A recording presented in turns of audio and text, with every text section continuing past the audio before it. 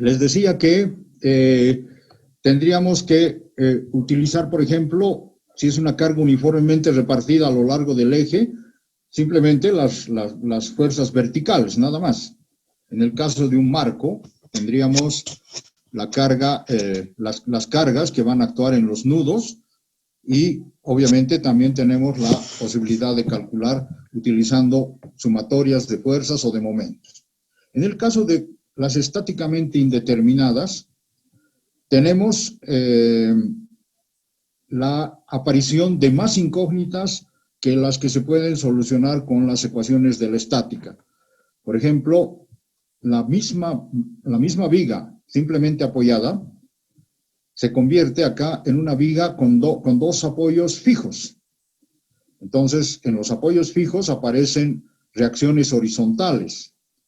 Y acá tenemos 4 reacciones, las que tendríamos que calcular, 2 horizontales y 2 verticales, que es una indeterminación de primer grado.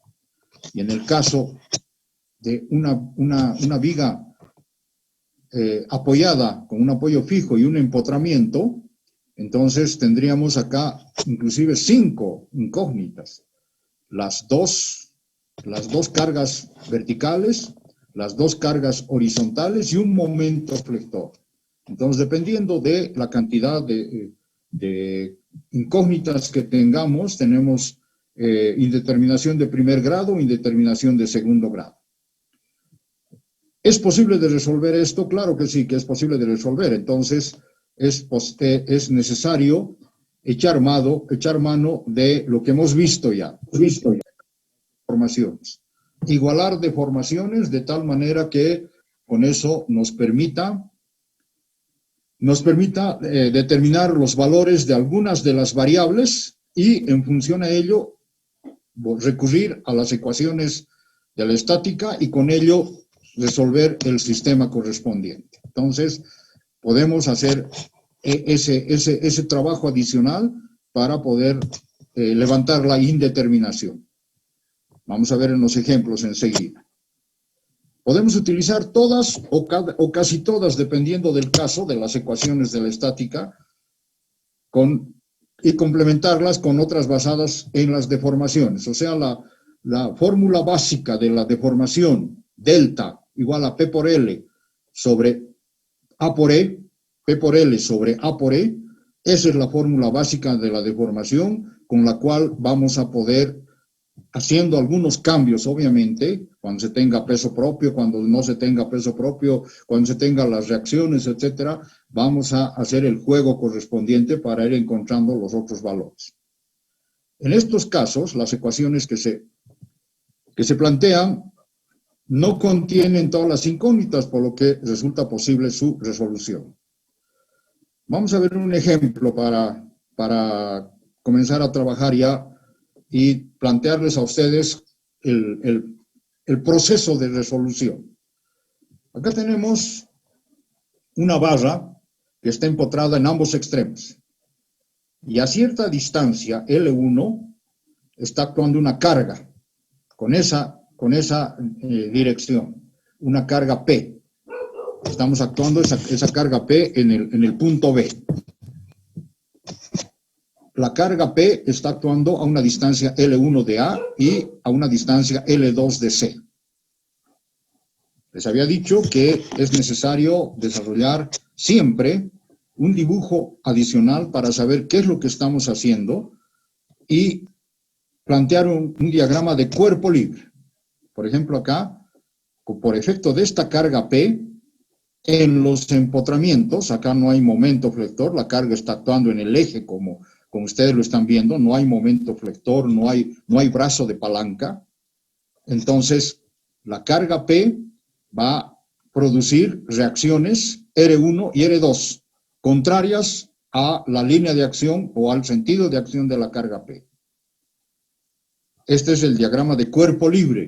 Es necesario siempre hacer esto para que podamos tener una idea de qué es lo que vamos a calcular y cuáles son las incógnitas que necesitamos determinar sus valores. Entonces, como es una carga horizontal, entonces la ecuación, la sumatoria de fuerzas en horizontales, nos va a dar que, en base al cuerpo libre, R1 está yendo a la derecha, menos P que está yendo a la izquierda, más R2 igual a 0. Esas son las cargas que hacen que la ecuación de la estática, de la sumatoria de fuerzas horizontales, la tengamos que igualar a 0. Pero acá no conocemos ni R1 ni R2.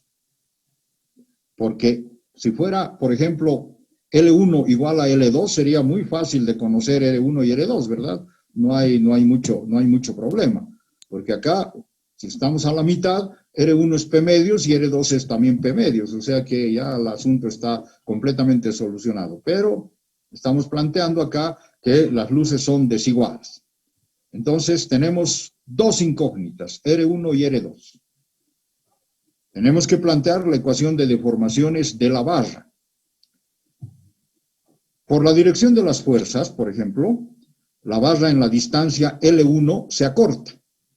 Como ven ustedes acá, por efecto, en esta distancia L1, por efecto de esta carga P y R1, son cargas de compresión. Se está acortando, en este caso, la barra en la luz L1.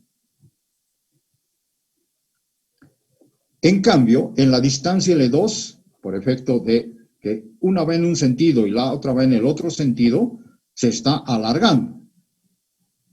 Por ejemplo, acá vamos a tener una deformación de tracción y acá vamos a tener una deformación de compresión. Perdón, están viendo lo que estoy compartiendo, ¿verdad? Sí, que se ve. Sí, que se ve. Perfecto. Muy bien. Entonces, decíamos que el L1 se acorta y en cambio en la distancia L2 se alarga. Estos valores deben ser iguales. Ahí está el asunto correspondiente al uso de las deformaciones.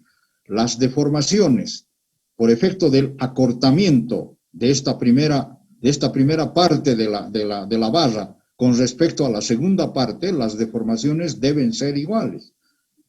Para que podamos, en ese caso, determinar los valores de R1 y R2.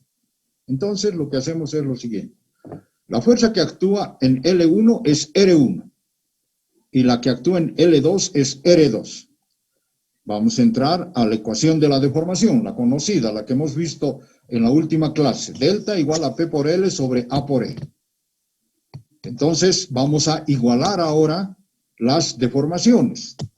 Delta de acortamiento con negativo debe ser igual a delta de alargamiento. O sea, la deformación de acortamiento debe ser igual a la deformación de alargamiento. Por lo tanto, entonces, tenemos que acá R1 por L1 dividido entre A por E debe ser igual a R2 por L2 dividido entre A por E. No nos han dado datos del área, no nos han dado datos del módulo de elasticidad, pero se supone que es una estructura que tiene área constante y módulo de elasticidad constante. Podría haber sido el caso de que, por ejemplo, se unan dos barras, L1 y L2, de diferentes materiales. Pero en este caso,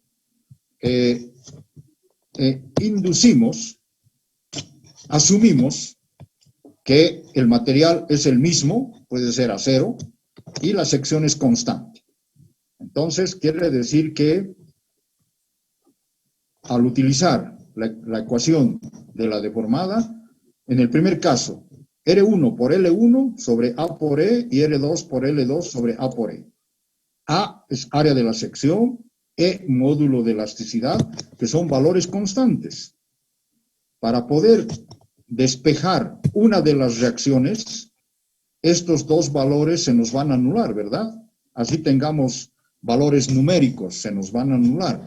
Entonces, de inmediato, los anulamos y decimos que R1 por L1 es igual a R2 por L2. Y de ahí despejamos mejor, R1 en función de R2, R2 por L2 sobre L1 y R2 en función de R1 por L1 sobre L2. Ya tenemos valores, pero aquí todavía tenemos incógnitas, ¿verdad? No sabemos exactamente cuánto vale R2 determinar el valor de R1, ni cuánto vale R1 para determinar el valor de R2. Determinando uno de estos valores, R2 o R1, podemos encontrar los valores de las otras de las reacciones correspondientes. Muy bien, entonces eso lo vamos a hacer. Acá he copiado las ecuaciones directamente. Voy a entrar a utilizar la ecuación de la estática. Esto lo vamos a dejar de lado un momento y voy a ver esta parte que está a la derecha. ¿De acuerdo? Ecuación de la estática. R1 menos P más R2 igual a 0, habíamos dicho. P era R1 más R2. Entonces, de acá, con los valores que tengo calculados acá, R1, R2 por L2 sobre A1 o R2, R1 por L1 sobre L2, reemplazo.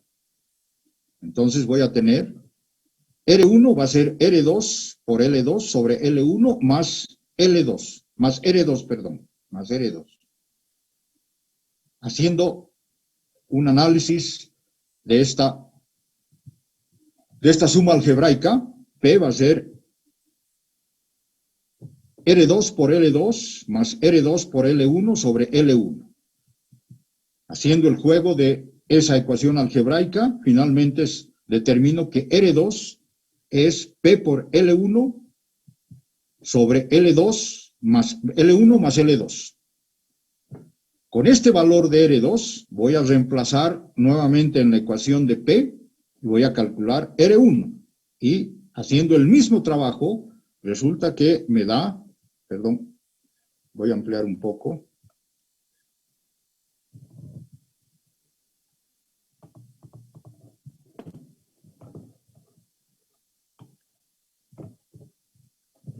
Resulta que me da que R1 es P por L2 sobre L1 más L2. Entonces, con eso ya estoy en condiciones de poder determinar que R1 es P por L2 sobre L1 más L2 y R2 es P por L1 sobre L1 más L2. Entonces, el alargamiento de la barra en L2 es delta de alargamiento, va a ser igual a R2 por L2 sobre A por E. Y, en todo caso, reemplazando valores, va a ser P, L1, L2 sobre L1 más L2 por A por E. Entonces, reemplazando simplemente todo lo que he ido calculando a un costado, lo estoy reemplazando en las correspondientes ecuaciones de la deformada. Y el acortamiento va a ser igual a menos R1 por L1 sobre A por E. Y esto es menos P por L1 más por L1 por L2 sobre L1 más L2 por A por E. Entonces, determino que delta de alargamiento, perdón, es igual a delta de acortamiento. Con lo cual, ya he conseguido los valores de las dos resultantes que me estaba faltando. ¿Verdad? Entonces, con seguridad que R2 va a ser mayor, porque L2 es mayor. Perdón. R1 va a ser mayor porque L2 es mayor, porque los demás valores son iguales. L2 es el valor más grande por P, aquí está solamente L1 por P, por lo tanto R1 va a ser mayor que R2. Pero determinamos que las deformaciones, tanto de alargamiento como de acortamiento, son iguales.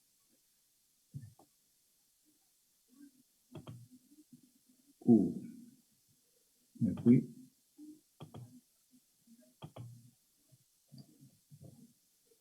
Vamos a entrar a un ejercicio 2.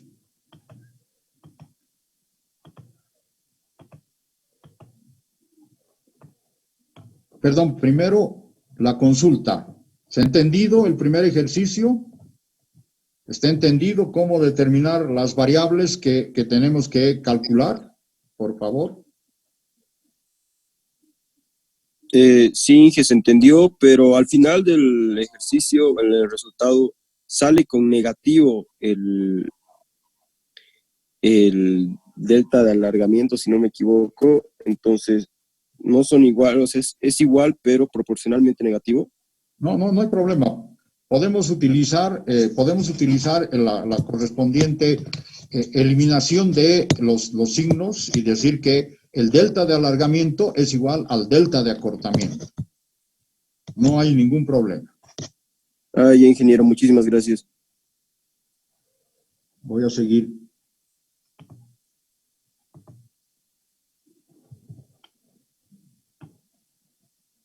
Ya. Ahora vamos a ver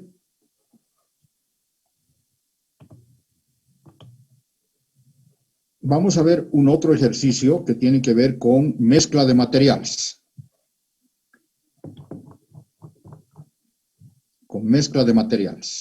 El ejercicio nos dice, un tubo de acero envuelve a un cilindro macizo de aluminio. O sea, el tubo es la funda de un cilindro macizo de aluminio. El conjunto nos dice que está comprimido entre dos placas rígidas por una fuerza P. El cilindro de aluminio tiene un diámetro de 7,5 centímetros y el tubo tiene un diámetro exterior de 9 centímetros. Diámetro exterior de 9 centímetros. Por lo tanto, entonces, el espesor del tubo de acero es de 1,5 centímetros, ¿verdad? Simplemente es restar estos dos valores. Muy sencillo. La carga P son 24 toneladas. El módulo de elasticidad del acero, ya lo conocemos de memoria, son 2,1 por 10 a la 6 kilogramos por centímetro cuadrado. Y el del aluminio es de 2,8 por 10 a la 5 kilogramos por centímetro cuadrado. Muy bien, entonces nos piden determinar las tensiones en cada uno de los elementos metálicos por efecto de esa carga P. Determinar las tensiones, esa es la incógnita. Este es el esquema del cuerpo que estamos queriendo calcular. Hay una placa maciza en la parte superior y en la parte inferior, y hay una carga P que está actuando en el centro, en el eje central del conjunto aluminio-acero. El aluminio está acá al centro y el acero es el que rodea. Es un corte que le hemos hecho al tubo de acero, de tal manera que vemos el aluminio y vemos el acero. Y las placas correspondientes donde actúa la carga. El esquema de cuerpo libre. El esquema de cuerpo libre. A una distancia X cualquiera, en la altura correspondiente, voy a tener la placa sobre la que actúa la carga P, y al hacer el corte a una distancia X cualquiera, ¿qué tiene que aparecer para que haya equilibrio? Tienen que aparecer, mejor dicho, las tensiones. Tensiones en el acero y tensiones en el aluminio.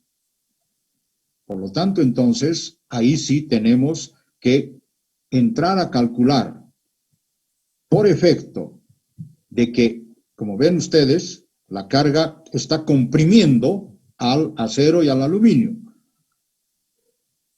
Antes de entrar a determinar las tensiones, vamos a decir que, por efecto de que la carga está trabajando arriba y abajo, ambas deformaciones de los materiales tienen que ser iguales. La deformación del acero tiene que igualar a la deformación del aluminio. Y con eso vamos a poder calcular las tensiones correspondientes. Decimos que la parte superior cortada ejerce sobre el resto esfuerzos verticales distribuidos en ambos materiales. Estos esfuerzos verticales, distribuidos en ambos materiales. O sea, es una constante. Acá, tensión en el acero, tensión en el aluminio y nuevamente tensión en el acero. La fuerza total soportada por el acero es P del acero, área del acero por sigma del acero, ¿verdad?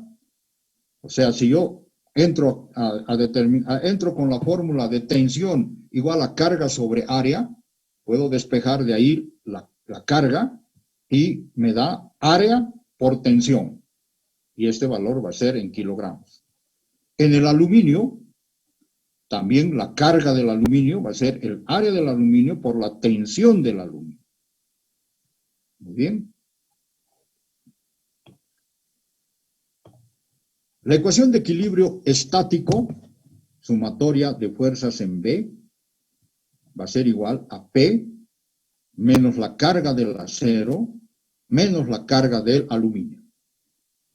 Acá estamos otra vez, volvemos acá, P menos la carga en el acero menos la carga en el aluminio. Eso tiene que ser igual a 0. Las incógnitas van a ser la carga en el acero y la carga en el aluminio. Esas son nuestras incógnitas. Porque aquí no sé cuánto de carga va a absorber el acero de la carga P de 24.000 kilos, que era lo que hemos puesto como dato. No sé cuánto va a ser la carga que va a absorber el acero y cuánto va a ser la carga que va a absorber el aluminio. Entonces eso es lo que tengo que calcular. Y para eso voy a complementar con otra ecuación haciendo uso de las deformaciones. Las placas rígidas obligan a ser iguales a las deformaciones de los dos metales. O sea, nuevamente, por efecto de esta placa rígida que está en la parte superior y en la parte inferior, voy a determinar que las deformaciones de ambos materiales van a ser iguales. Y eso es lo que vamos a hacer. Y esas dos deformaciones las vamos a igualar. La ecuación general es P por L sobre A por E. Por lo tanto, entonces, P del acero por L sobre área del acero por el módulo de elasticidad del acero debe ser igual a P del aluminio por L sobre área del aluminio multiplicado por el módulo de elasticidad del aluminio. Voy a comenzar a reemplazar algunos datos. P del acero sobre L del acero, el área del acero, el área que va a soportar la carga en el acero, es pi cuartos por 9 al cuadrado menos 7,5 al cuadrado. Diámetro externo menos diámetro interno, ambos al cuadrado, por el módulo de elasticidad. En el caso del aluminio, carga del aluminio por la luz, o por la longitud, mejor dicho, y simplemente pi cuartos por 7,5 al cuadrado, que es el diámetro del aluminio, y por su módulo de elasticidad. Haciendo, como la longitud es igual para ambos materiales, entonces resulta que la carga del acero es 3,3 veces la carga del aluminio. Esto lo vamos a reemplazar en la ecuación de la estática. P menos P del acero menos P del aluminio igual a 0. Entonces, P del aluminio es el 0,233 de P y P del acero es el 0,767 de P. Simplemente son porcentajes, ¿verdad? Acá, 23% y 77% de la carga P va a asumir el aluminio y el acero es el que va a cargar mucho más. Con una carga P de 24.000 kilogramos, P del aluminio, por efecto de esta ecuación que hemos formado al utilizar la ecuación de la estática, son 5.590 y del acero son 18.410. Entonces ahí ya estamos en condiciones de calcular, ya tenemos el valor de las cargas que va a absorber el aluminio y el acero, y estamos en condiciones de calcular las tensiones. Tensión del aluminio va a ser la carga del aluminio sobre el área del aluminio. 5.590 entre el área del aluminio, pi cuartos por 7,5 al cuadrado. 126 kilogramos por centímetro cuadrado. Y la tensión en el acero,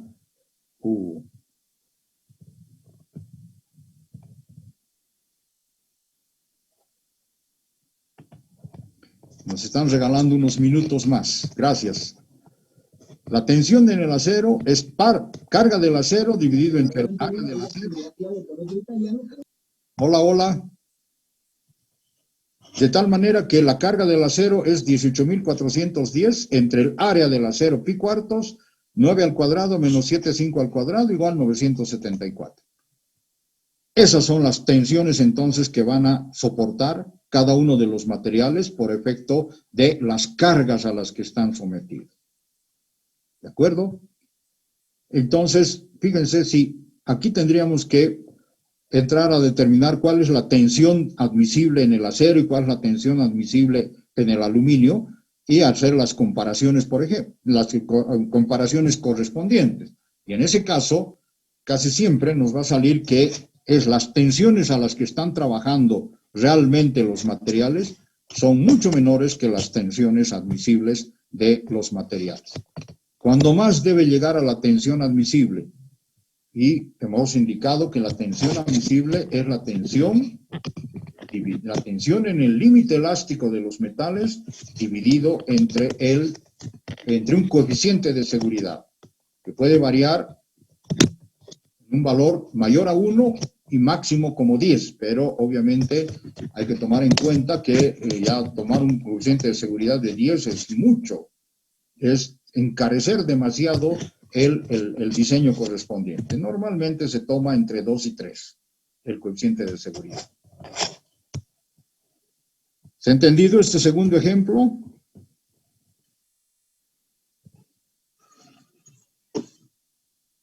Hola. Sí, que se entendió mucho mejor. Disculpe, yo quería preguntarle dónde está sacando el coeficiente de seguridad, si es que tiene que cumplir algún límite o algo así.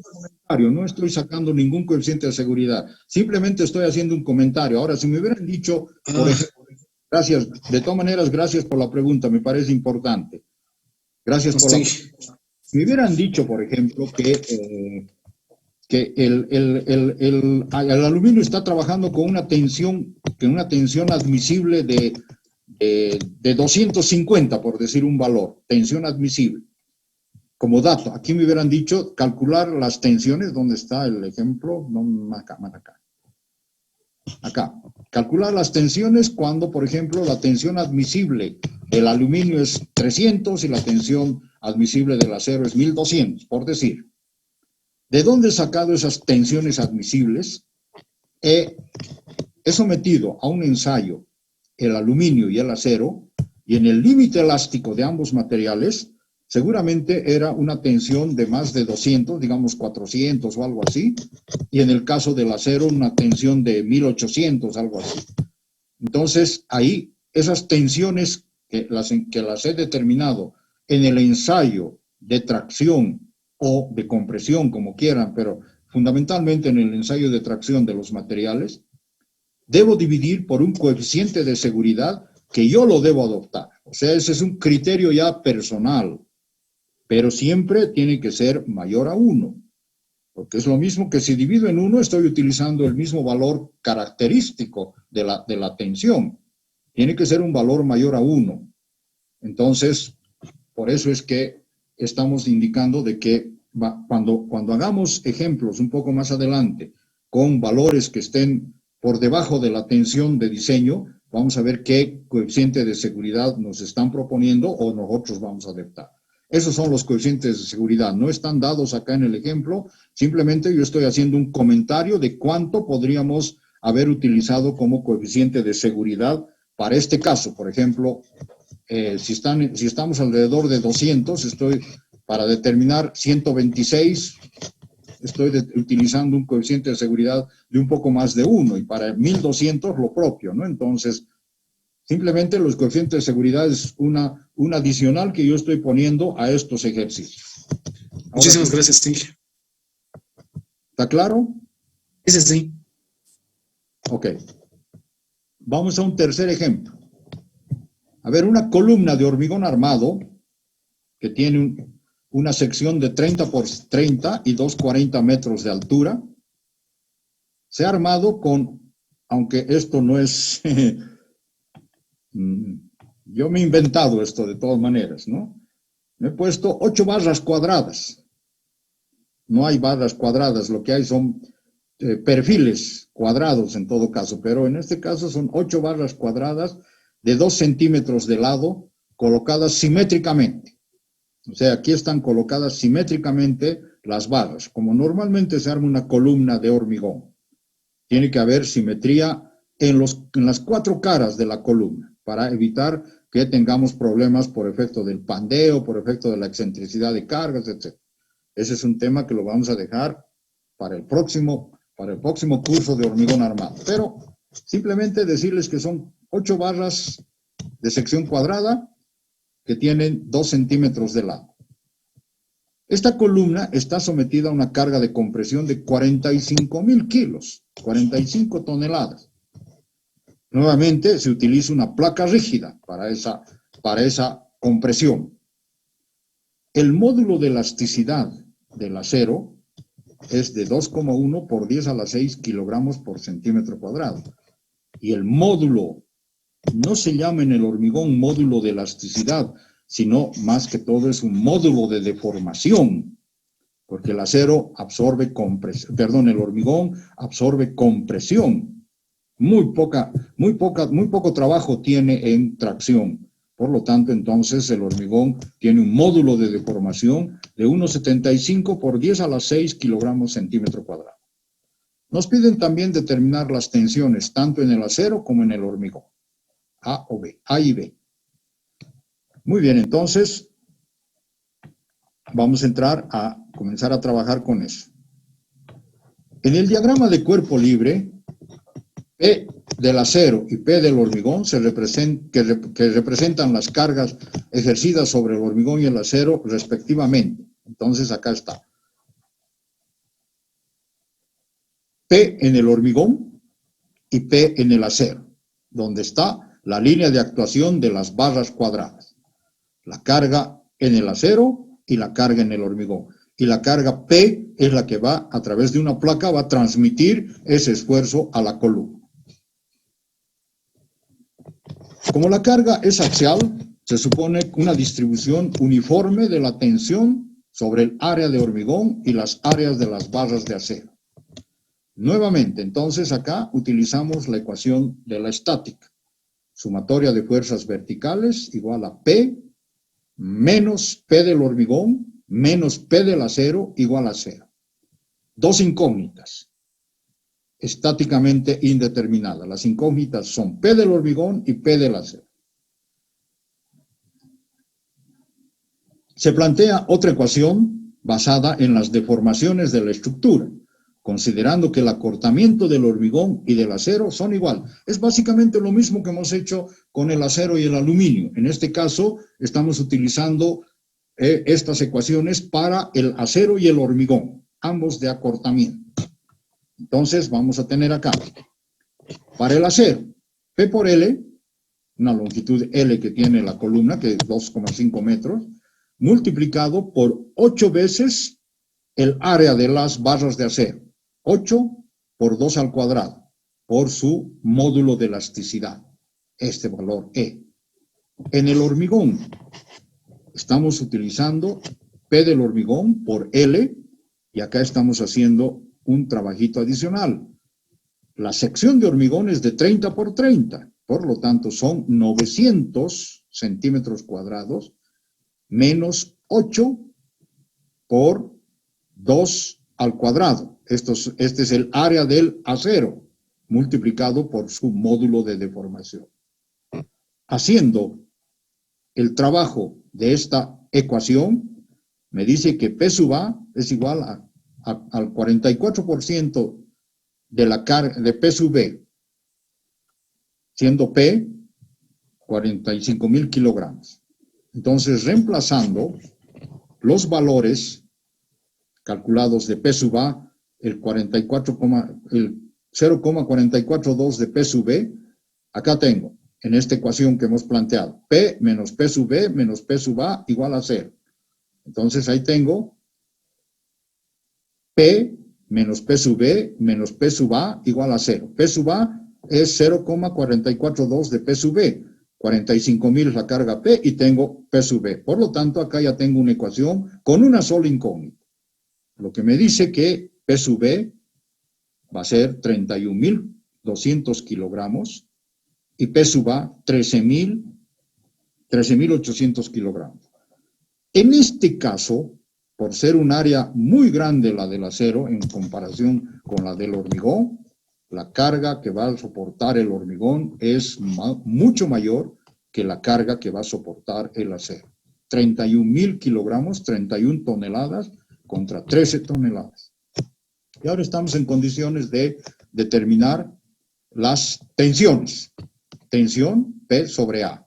Por lo tanto, la tensión en el acero, 13.800, su carga, acá está la carga, esta es la carga, 13.800, dividido entre 8 por 2 al cuadrado, 430 kilogramos por centímetro cuadrado. Y la tensión en el hormigón es bajísima, 31.000 entre 900 menos 8 por 2 al cuadrado, 36 kilogramos por centímetro al cuadrado. Fíjense entonces que acá, pese a que el acero es el que está soportando menos carga, pero tiene mayor tensión. Y el hormigón, que es el que soporta más carga, tiene una tensión menor, una tensión de compresión. Eso es lo que ocurre normalmente en una columna de hormigón, sin tomar en cuenta, obviamente, las excentricidades que se puedan producir por la carga. Por ejemplo, esta carga P puede estar hacia un lado o hacia el otro, o inclusive en uno de estos cuadrantes, acá al centro puede estar. Entonces, ahí sí hay diferencias y tendríamos que entrar a trabajar con momentos flectores más para trasladar el punto de acción de la carga al centro de gravedad. Entonces, tendríamos que entrar a trabajar con una ecuación adicional de momentos, o sea, de par de fuerzas, de momentos correspondientes. Pero en este caso sencillo nos ha dado de que las tensiones en el acero es mayor que la tensión en el hormigón. Los dos ejercicios, tanto el 2 y el 3, son similares a comparación del 1. Y ahora sí, la consulta es si han comprendido absolutamente todo. Por favor.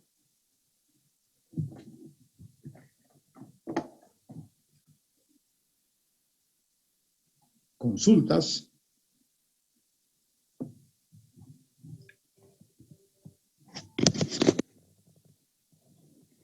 Consultas, alumnos, alumnas.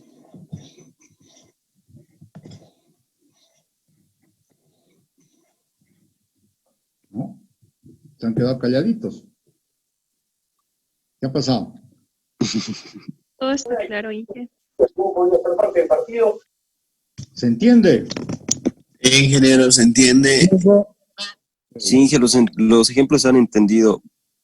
Muy Sí, bien. ingeniero. Esto ya les he pasado nuevamente a todos. Los 6 primeros capítulos les he pasado nuevamente a todos. Por lo tanto, échenle una mirada a lo que les he pasado, y si es que hay alguna pregunta en el momento de las próximas clases, me interrumpen y me dicen, por favor, el ejercicio tantos, o por qué se ha tomado esto, por qué se ha tomado el otro, vamos a aclarar y vamos a ampliar algunos conceptos adicionales más. Está bien, Inge, muchas gracias. ¿De acuerdo? De esta segunda parte, de todo lo que tiene que ver con estructuras estáticamente indeterminadas, y me parece que el siguiente capítulo es de tubos de pared delgada, va a ir la segunda práctica, el próximo lunes. El próximo lunes les voy a enviar la segunda práctica para que me la entreguen en una semana. Como han debido ver ustedes, los ejercicios de las prácticas son súper sencillos, sencillísimos. Espero que todos vayan acumulando una buena nota para que no estemos al final con problemas del 2T o alguna de esas cosas. Por favor, les ruego que tomen nota de las prácticas, no copien, hagan ustedes, porque todo lo que les he dado lo que les he solicitado que resuelvan en las prácticas es todo lo que les he dado en las clases y los ejercicios fundamentalmente. Acá no hay nada de teoría, todos son ejercicios, que es lo que más importa. No olviden que el próximo lunes hasta mediodía espero el envío de la práctica 1. Y el nombre del archivo tiene que ser tiene que comenzar con su número de código, el número de código de cada uno de ustedes, XXX-Y, práctica 1. Ahora, si quieren, le ponen ciclo 1 del UAM 3. No hay problema. Pero con el número de código yo almaceno en una carpeta y así voy a ir ordenando cada uno de los archivos que me han enviado para que les devuelva a través del correo electrónico con la nota que les corresponde y las correcciones que yo he introducido y los comentarios que he introducido en la resolución de los ejercicios. Inge, la entrega de nuestros trabajos pueden ser a mano o a computadora, Cualquiera de los dos, a mano, pero escaneen ese documento a mano, lo más claro posible, por favor, clarito, que se entienda, ¿no? Y escaneen y denle un poquito más de resolución al escaneado y lo convierten en formato PDF. Y listo, no hay problema. Yo en el PDF voy a corregir. Ok, Inge. No hay ningún problema, pero que sea lo más claro posible, por favor. Inge, perdón, cuando estábamos en clases presenciales, más bien usted nos devolvía las prácticas. Ahora que estamos de manera virtual, después de revisarlas, ¿nos las puede reenviar para ver en qué hemos fallado? Perdón. Claro, les voy a devolver, eso les digo. La Ya. práctica que me han hecho llegar ustedes, la voy a corregir y con la nota y las observaciones y comentarios, a su correo electrónico les voy a devolver. Perfecto, Inge. ¿Correcto? Por lo visto, tú has sido mi alumno el anterior semestre.